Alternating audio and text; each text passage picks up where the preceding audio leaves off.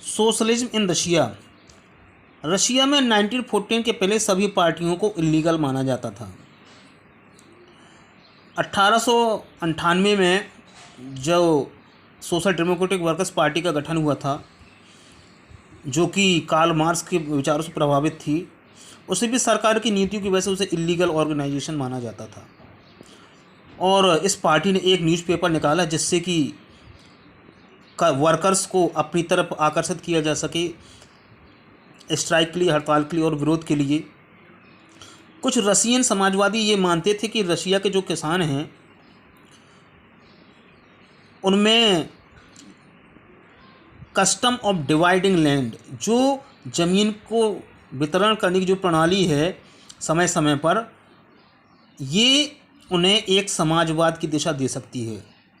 इसलिए कुछ किसान, जिनमें वर्कर शामिल नहीं थे, वो इस विद्रोह का या वो इस क्रांति के मुख्य लोग बने।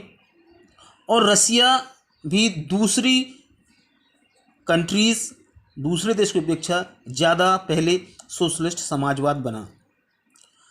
और सोशलिस्ट गांव में भी 19वीं शताब्दी में एक्टिव थे। उन्होंने सोशलिस्ट रेवोल्यूशनरी पार्टी का गठन किया 1900 में, और पार्टी ने किसानों के अधिकारों की लड़ाई लड़ी। और उनका कहना था कि जो नोबल्स यानी कुलीन वर्ग, अभिजात्य वर्ग के लोगों के पास जो ज़मीन है उसे किसानों को वितरित कर दिया जाए, उनका स्थानांतरण कर दिया जाए। सोशल डेमोक्रेट डिसएग्रीड, लेकिन सोशल डेमोक्रेट जो थे वो इस बात से सहमत नहीं थे कि ये ज़मीन लोगों में बांटी जाए। Vladimir Lenin held that, Vladimir Lenin का मानना था कि जो किसान हैं वो एक ऐसा ग्रुप है जो कि एकजुट नहीं है। कुछ गरीब हैं और कुछ अमीर हैं, कुछ मजदूरों की तरह काम करते हैं और कुछ कैपिटलिस्ट हैं, यानी पूंजीपति, इनके पास पैसा है, और कुछ दूसरे लोगों के यहाँ काम करते हैं। इसलिए ये एक यूनाइटेड ग्रुप नहीं है गिवन। और ये अंतर देकर के उन्होंने कहा कि इस तरह से समाजवाद को हम रशिया में नहीं ला सकते हैं। और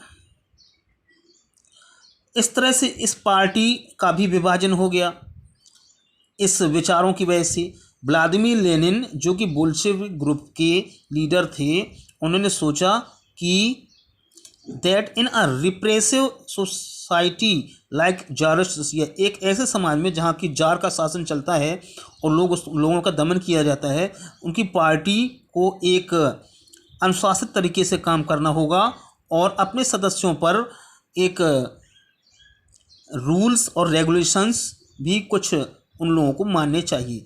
दूसरे लोग जो थे मेंशेविक्स, वे ये मानते थे कि पार्टी में सभी लोगों का स्वागत होना चाहिए, सभी को उसमें मान्यता देनी चाहिए, जैसा कि जर्मनी में हुआ था।